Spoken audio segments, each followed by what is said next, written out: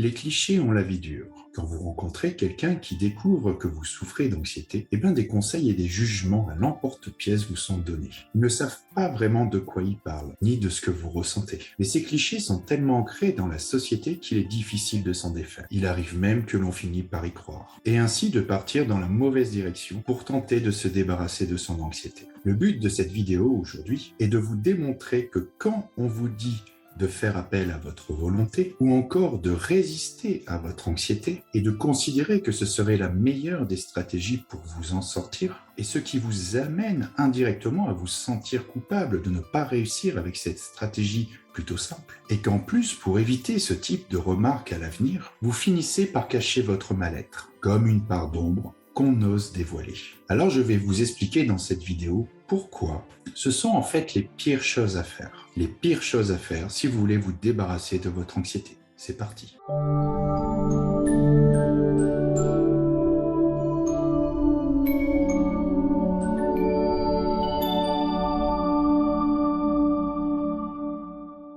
Beaucoup de personnes pensent que le manque de volonté serait la première cause qui caractérise ceux qui souffrent d'anxiété. En réalité, on ne peut pas être plus loin de la réalité. Quand vous souffrez d'anxiété, c'est que vous avez une peur logée dans votre inconscient. Cette peur inconsciente est directement activée par votre cerveau reptilien qui décide d'activer votre mode de survie. Ce mode de survie s'active au bout de 12 millièmes de seconde, alors que votre conscience peut réagir qu'au bout de 1000 millièmes de seconde. Votre conscience met 10 fois plus de temps à réagir que votre mode de survie. On peut dire que votre volonté consciente arrive bien après la bataille. Et quand elle arrive, votre corps a déjà sécrété de l'adrénaline et du cortisol. Ce qui veut dire que vous prenez conscience de votre anxiété quand elle est déjà bien installée. Ensuite, abordons le rapport entre votre conscient et votre inconscient. Le mécanisme de survie, nous venons de le voir, agit en automatique et en premier. Nous sommes dans une phase de réaction presque instantanée. Dans notre corps, par l'intermédiaire de l'adrénaline et du cortisol, des sensations désagréables, de l'inconfort est déjà présent avant même que vous en rendez compte. Mais ce n'est pas tout.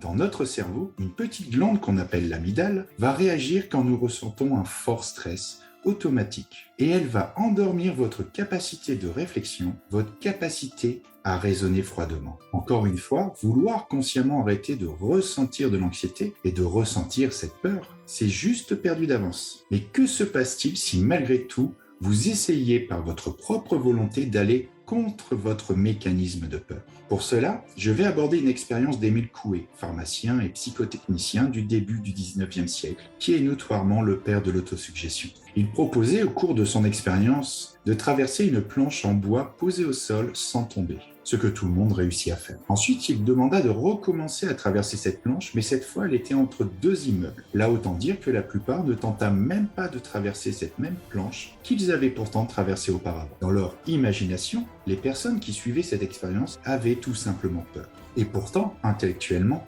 elles savaient qu'elles étaient capables de traverser cette planche sans tomber. Et si vous vous imaginez dans cette situation et que vous voulez faire appel à votre volonté pour quand même franchir cet obstacle, que va-t-il se passer?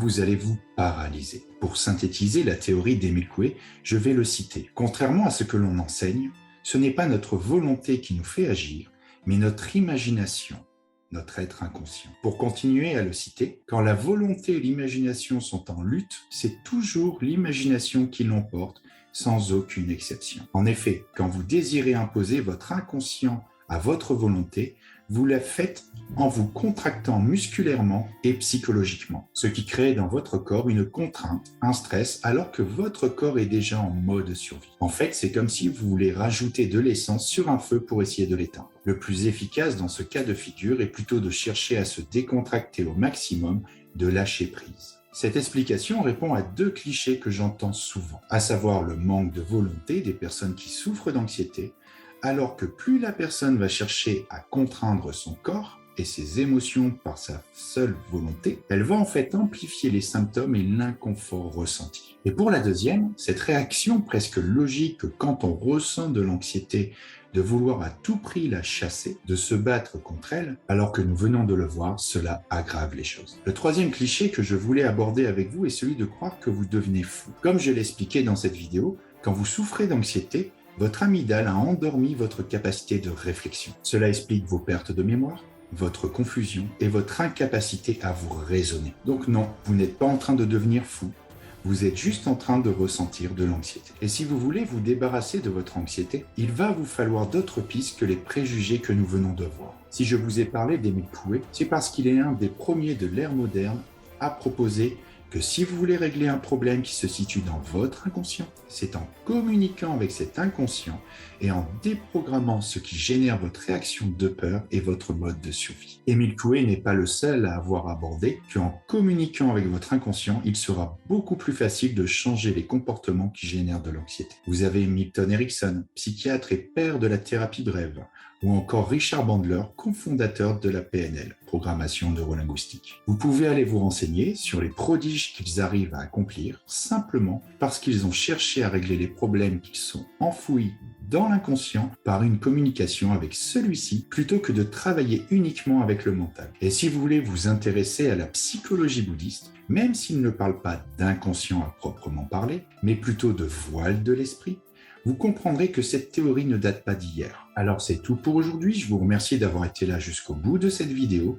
Si vous avez aimé ce format de vidéo, je vous invite à liker et à commenter cette vidéo.